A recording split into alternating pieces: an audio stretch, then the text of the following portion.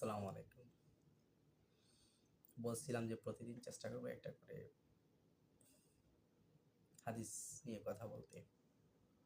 একটা হাদিস বলি, রাসূল সাল্লাল্লাহু আলাইহি ওয়াসাল্লাম বলে গেছেন, ততক্ষণ পর্যন্ত কিয়ামত সংঘটিত হবে না যতক্ষণ পর্যন্ত ফুরাতে পানি প্রবহমান থাকবে।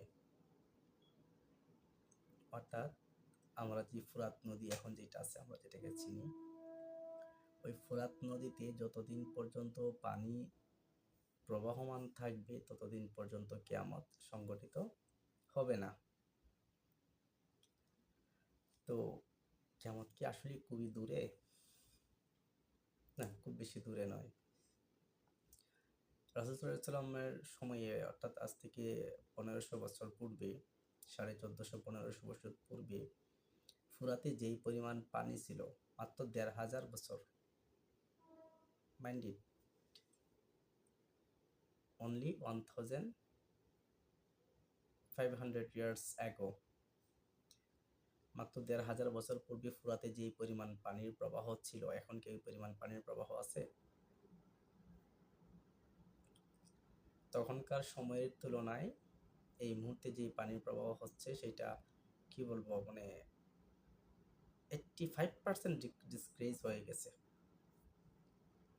85% ডিক্রিজ হয়ে গেছে। That's mean 85% over. আমরা 15% হয়তো রিমেইন বাকি আছে কিয়ামতের। সো কিয়ামতের জন্য কি অপেক্ষা করতেছি? আমার সাহসে দিচ্ছে না। আমি কেন অপেক্ষা করব? কি নিয়ে যাব?